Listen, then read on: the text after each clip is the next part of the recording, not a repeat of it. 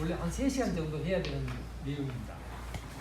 그런데 이걸 이제 1시간 하다 보니까 뭐 핵심적인 사항 중요한 것만 이래 말씀드릴 수밖에 없습니다. 그래서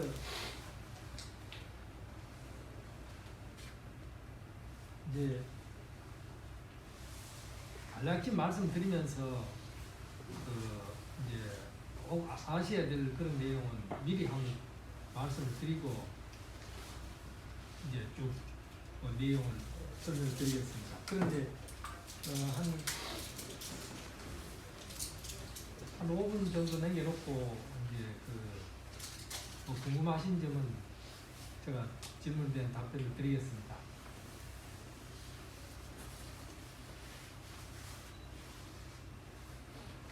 이제 귀여기촌 첫째 안내가 있고 귀여기촌 지원 정책이 있습니다. 안내에 가려면은 여기 이제 100mm 백벌 체험장입니다. 이게 여기 들어가기 전에 제가 이제 얘기하다 보면은 이제 그 핵심을 놓치는 수가 있기 때문에 미리 하나 말씀을 드리고 가겠습니다. 간혹 보면은 이제 귀여기촌 하신 분들이 심사를 하거나 또 이제 선정이 된 상태인데 창업장을 못 받는 수가 있습니다. 그런 분들을 위해서 미리 한 몇 가지 꼭 말씀을 드립니다.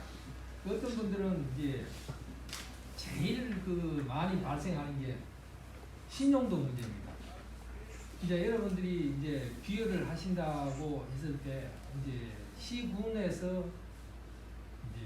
시군구에서 사업 신청을 해서 심사를 하는데 거기 선발이 됐더라도 이제 최종적으로 수협은행에서 대출을 해줍니다.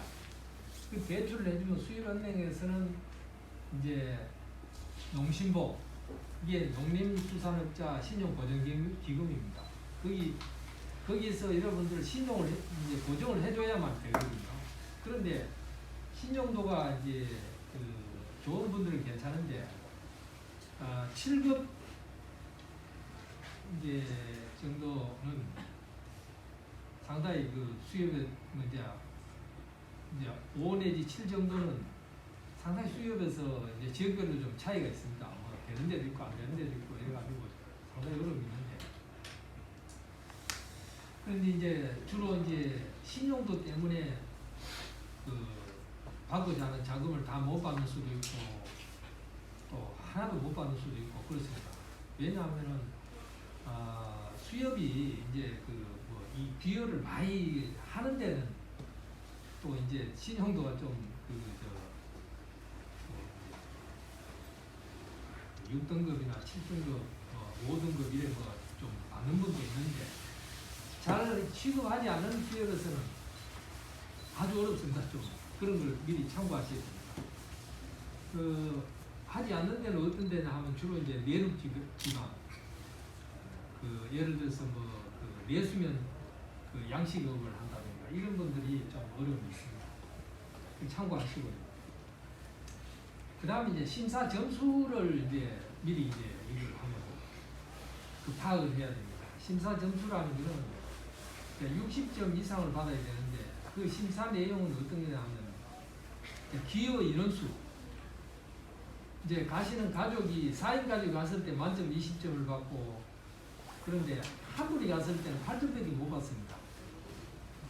그러니까 이제 20점 받는 분이 이제 8점 받는다면은 이제 심사 점수를 높이는 방법을 조금 이제 미리 대비를 해야 됩니다. 그거는 이제 주로 이제 교육을 이제 받아가지고 교육 실적을 높여가지고 받는 수도 있고 교육이 만점 또 20점입니다. 여기 이제 제가 지금 말씀드린 거 자세한 나중에 이제 여기 자세히 말씀드리지만 미리 이제 요걸 굉장히 이것 때문에 안 되는 분들이 많아가지고 미리 말씀드립니다.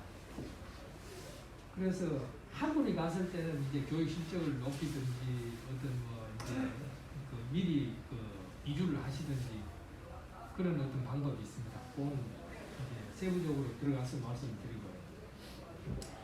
그 다음에 이제 어떤 분들은 이제 임대 시설이 되는 줄 알고 모든 걸 다 알아보고 선발된 상태에서 대출을 내려는 게 임대는 안 됩니다.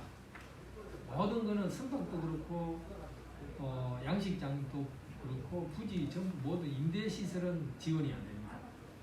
그 다음에 이제 네 번째 또 이제 주로 못 받은 분들이 보면은 요게 이제 사업 신청을 해가지고 선발이 돼가지고 올 이제 2021년도 사업을 신청을 해가지고 선발이 되면은 2022년도 8월 말까지 전부 다 이 대출을 완료를 해야 됩니다.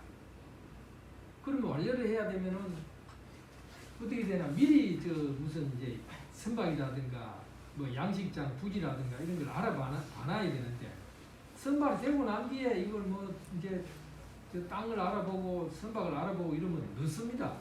그래가지고 그걸 타이밍을 놓치는 분들이 있거든요. 그런데 8월 말까지 대출을 완료를 해야 되는데 또 어떤 분들은 이제 그냥 방치해둬 버리면 그 다음에 선발을 다시 신청을 할 수가 없습니다. 2년 동안 제한이 됩니다. 그런데 이제 내가 이거 사업이 늦어진다 할 때는 7월 말경에 연기 신청을 해서 이제 2022년도 12월 말까지는 연기를 할 수가 있습니다. 승인이 나면 할 수 있는데 그것도 안 될 때는 내가 포기 신청서를 내면은 그 다음에 또 사업 신청을 할 수가 있습니다. 그것도 안 내고 놓쳐버리면은 2년 동안 사업 신청을 할 수가 없습니다. 이런 사항을 꼭 알고 계시면 아무것도 아닌데 지금도 이제 창업 자금을 못 받아가지고 이런 또 포기 신청도 안 해가지고 놓치는 분이 있기 때문에 미리 말씀드립니다. 그리고 이 지금 이제 기업 이천 용어 정의 이게 요 부분이 중요하기 때문에 요거 제일 앞장에 있습니다. 이게 한번 이 내용을 뭐 들어보면 복잡합니다만 별건 아닙니다. 이거 자세히 들어보시면 여기 이제 귀업인하고 제촌 귀업인하고 귀업하는 분은 이제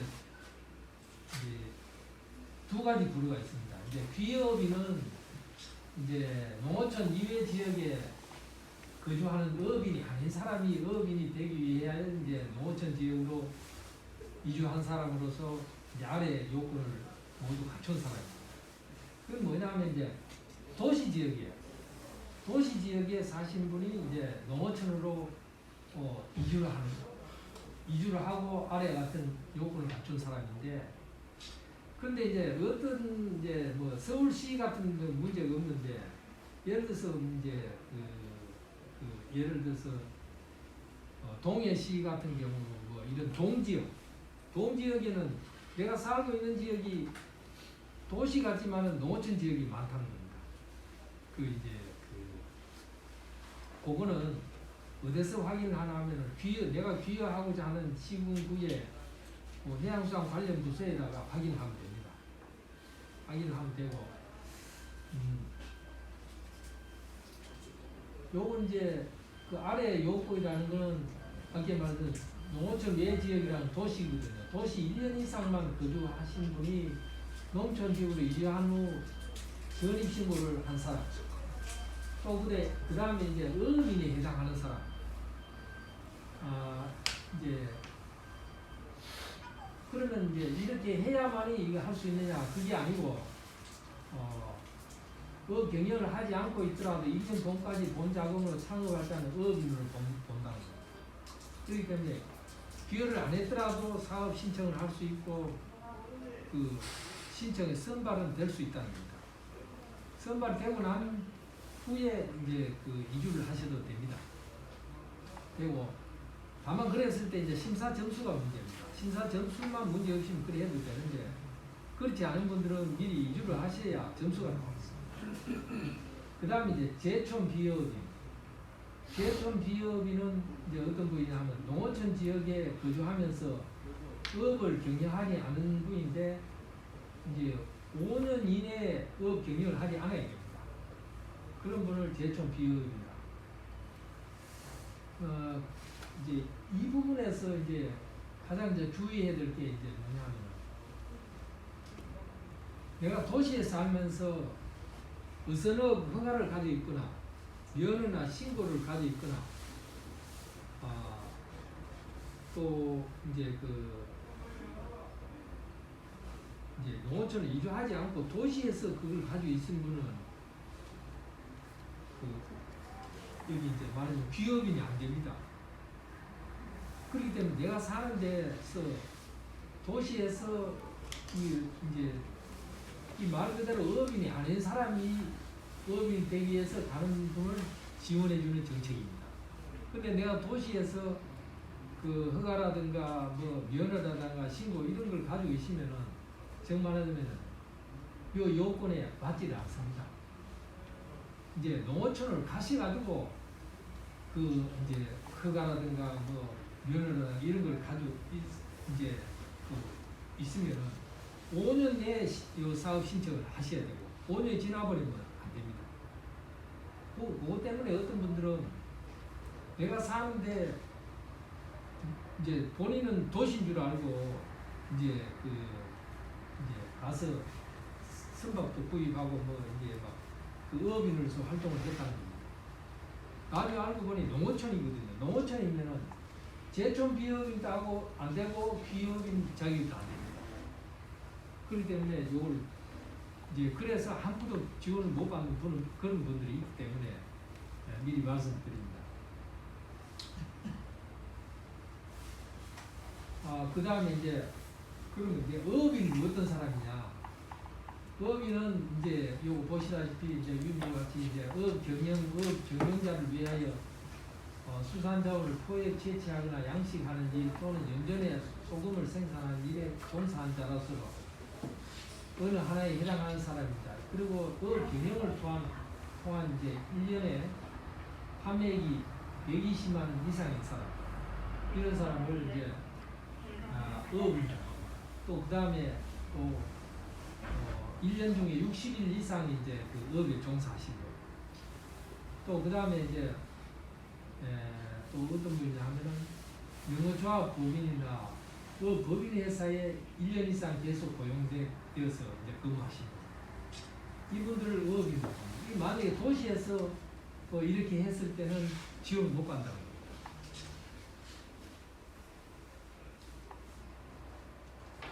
그러니까 이제 도시에서 내가 살다가 농어촌으로 귀업인 되기 위해서 가서 이래 한 거는 괜찮은데, 이제 가기 전에 이제 주소도 옮기기 전에 미리 도시에서 이런 이제 그 활동을 했을 때는 지원을 못 받는다. 그 다음에 이제 그 수산업이라는 게 뭐냐면 어업과 그 외형물 운반업, 수산물 가공업, 수산물 유통업이 있습니다. 그 다음에 이제 이게 그 외형물 운반업은 이거는 이제 그 어떤 자금 지원을 못 받습니다. 그리고 수산물 가공업도 그렇고 유통업도 요것도 이제 지원을 받으려면 내가 의뢰물을 직접 이제 가공하거나 유통할 때 그때 지원이 됩니다. 이 정책 자체가 어업을 위한 지원이기 때문에 그렇습니다. 그 다음에 이제 어촌 비즈니스업에서 이제 어촌 관광사업, 해양수산 레저 사업이 있는데, 또 이제 간혹 이제 어촌 관광사업을 보고 많은 분이 전화가 옵니다. 그리고 이제 관광사업에 지원되는 게 이제 식사라든가 숙박, 체험, 판매 이런 거는 뭐냐 하면 일반인들이 내가 가서 이걸 한다는데 지원되는 게 아니고, 또 이제 보시다시피 이제 이거 도시와 농촌 간의 교류 촉진법에 따라서 이제 시, 군, 구청에서 지정된 어촌 체험 휴양 마을에 이제 채용이 되거나 운영진에 포함 또는 체험 구성원에 해당되는 사람이 어촌 마을 사업과 연계해서 운영하는 어촌 관광, 정말은 식사, 숙박, 체험, 판매 요거 이제 사업이 지원이 된다. 그 다음 해양수산 레저 사업에는 이제 수상 레저 활동이 있고 수중 레저 활동이 있습니다. 요 이제 수상 레저 기구, 이제 수중 레저 활동 참고하시고요. 요것도 마찬가지로 이제 그 업을 하면서 이걸 했을 때 이제 수산 레저 사업을 병행했을 때 지원이 된다는 겁니다. 요거 하나만 지으면 되는 게 아니고. 다음은 이제 기업 이전 준비에 대해서 정말 이제 이게 제일 이거 좀 신중하게 검토해야 될 사항입니다. 그 어촌에 새롭게 시작하는 하기 때문에 정말 이제 자신감, 자부심을 가져야 되고요. 첫째 이 어촌에는 첫째 힘이 좀 많이 듭니다. 보면 그 여성분들도 이제 그 실제 어선업을 하신 분이 계십니다. 그래서 제가 가끔 들어보는데 그건 좀 힘들어하시는 게 이제 그 어선업도 또 여성분들 잘하는 분도 있습니다. 있는데 조금 좀 힘이 든다는 그런 말씀을 하셨죠. 그래서 첫째 이게 건강해야 되고요. 그 다음에 이제 가족과 이웃 친구가 매우 참 중요합니다. 어떤 분들은 이제 연고지가 있는 분들은 거기 가서 잘 적응도 하시고 이제 아주 즐겁게 하시는데 그렇지 않은 분들은 이 지역에서 또 상당히 문턱이 좀 없습니다. 그런 거는 감안하셔야 돼요. 그래서 제일 이제 기여를 하신다면 첫째 지역 선택이 매우 중요합니다. 어떤 분들은 정말 지역마다 가서 내가 잡은 어획물이 다 똑같은 품목이지만 지역마다 또 팔리는 게 가격도 달라요. 그렇기 때문에 그런 거 조사하신 분들이 있더라고요. 그래서 꼭 기여를 하신다면은 현장 체험, 내가 꼭 선업을 한다든가 양식업을 한다든가 이거는 내가 꼭 한번 가서 체험을 해야 돼요. 체험을 하지 않고 어떤 분들은 막 급하신 분들 가가지고 이제 선업을 하려면 배울 수가 없습니다. 가르쳐 주기도 하고. 이제 내가 선박을 구입해서 같이 어획을 한다면 전부 경쟁자가 되기 때문에 그렇습니다. 그러니까 사전에 가서 내가 좀 현장 체험을 하셔야 돼요. 이제 제가 볼 때도 지금 기여하신 분들도 보니까 멘토가 참 중요합니다. 이 멘토를 잘 만난 분들은 아주 사업도 잘 되시고 그런데, 근데 멘토라는 게 이게 또 그렇습니다. 사람 간의 관계가 어떤 분들은 이제 어촌계 계장을 두고 이렇게 한 분은 아주 그분을 악정을 하고 한 분은 좋은 분이라고. 그러니까 이제 저희들 볼 때는 사람과의 관계가 이거는 이제 다르다는 겁니다. 좋을 수도 있고 나쁠 수도 있기 때문에 정말 그 사람들하고 가서 좀 커뮤니케이션이 되려면은 제일 적응을 잘 하시는 분들이 재능 기부를 하시는 분들이 제일 가서 즐겁게 지냅니다. 재능 기부라는 건 누구든지 다 있습니다. 어떤 분들은 이제 저희들 상담하면서 그러는데 나는 아무 기술도 없고 아무것도 없다. 근데 나는 이제 건강하고 나는 힘이 있다. 그러니까 그것도 시골에 가면 전부 이제 노인분들이 많기 때문에 그런 분들은 이제 또 그런 대로 또 일손도 도와주고 하니까 많이 좋아들 하신다고. 그렇기 때문에 제일 가면 어촌에는 재능 기부가 매우 중요합니다. 어떤 한 분은 자기가 용접 기술이 있는데 실제 어촌에 가면 전부 배 같은 거 전부 떼와야 될 일이 많지 않습니까? 그렇다 보니까 그런 걸 해주니까 제일 인기가 좋다고 이제 그런 분도 봤습니다. 그 다음에 이제 어촌 사회의 성실한 구성원으로 봉사하는 자세, 이게 아까 제가 말씀드렸지만 내가 현장 체험을 하고 하려면은 그때는 어떤 분들은 또 이제 내가 지금 말하자면 일감을 찾는다고 이런 분이 있더라고. 일감을 찾는 데 가서는 정말 내가 이제 어선업을 하는데 도움이 안 됩니다. 왜냐하면 봉업하고 열심히 일해야 되는 그것밖에 안 되기 때문에 이제 어선업은 정말 이제 작은 소형 선박, 뭐 5톤 미만 이런 분들이 뭐 그런 뭐 일감을 주고 이러진 않습니다. 그렇기 때문에 그런 분들한테가 좀 배우려면 봉사를 해야 됩니다. 그래서 이제 그 5톤 미만의 그런 소형 어선을 이제 직접 그 의뢰하는데 직접 같이 다녀야 됩니다. 이게 어업이 보면은 우리가 간단한 것 같지만 매우 복잡합니다. 안에 들어가면은 이제 실제 보면 그물 통발 이런 것도 실제 이래 잘 하시는 분들은 대대로 위에 자기 부친들이 어디 가면 뭐가 있다는 걸 다 한다는 겁니다. 이 처음에는. 그래 이제 아는 분들과 아무도 모르는 분들이 갔다가는 정말 어려움이 있겠죠. 그게 또 보면 꼭 나는 자리면 난답니다. 이게. 그렇기 때문에 또 가격도 똑같은 예를 들어서 그렇습니다. 뭐 제가 들은 얘기인데 목포 지역에 그 민어가 유명하거든요. 목포는 가면 민어가 유명합니다. 민어가 비쌀 때는 키로당 7만 원씩 가더랍니다. 가는데 살 때는 만 원씩밖에 안 가요. 7만 원짜리를 10kg짜리를 사면은 한 마리 잡으면 그 그대로 70만 원 아닙니까? 그 몇 마리 잡아도 엄청난 소득이 되는데 안 될 때는 잡아봐도 얼마 안 된다. 이제 그런 어촌에는 이런 이제 소득이 기폭이 크다는 거. 될 때는 막 이게 정말 막 어디가 이런 데가 있나 하고 막 처음에 비어해서 막 소득을 올렸답니다.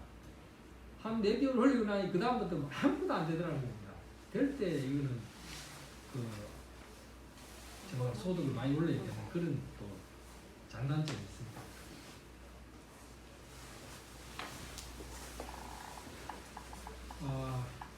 다음 이제 기업이천 준비 절차에 대해서 이제 중복이 됩니다만 실제 기초 지식 습득을 이걸 뭐 처음에 이제 이 기초 지식 습득은 내가 다니면서 할 수는 없고 이거는 이제 우리 뭐 요즘 수상 관련 사이트가 많습니다.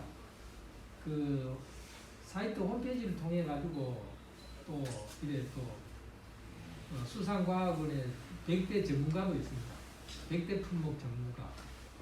그런 걸 통해 가지고 전화도 해볼 수가 있고 그런 도움을 많이 받으시고 일단 정보를 많이 확보를 하시고 그 다음에 이제 두 번째는 첫째 이제 이 귀여는 가족 동의가 매우 중요합니다. 이게 뭐 나만 좋아서 안 되기 때문에 이 부분이 굉장히 중요하고 그리고 대부분 다 어떤 분들은 이렇습니다. 뭐 처음에는 동의가 안 되니까 내가 일단 나 혼자 가서 한번 살아보고